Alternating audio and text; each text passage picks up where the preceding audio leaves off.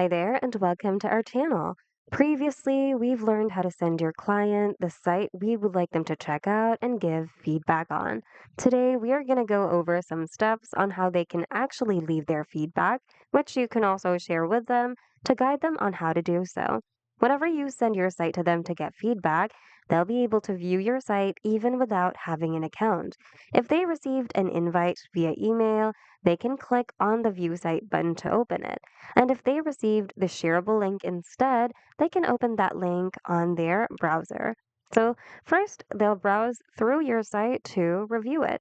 And if they want to leave a comment, they can click the Add Comments button here, input their name, their email, which is also optional, and of course, their comment.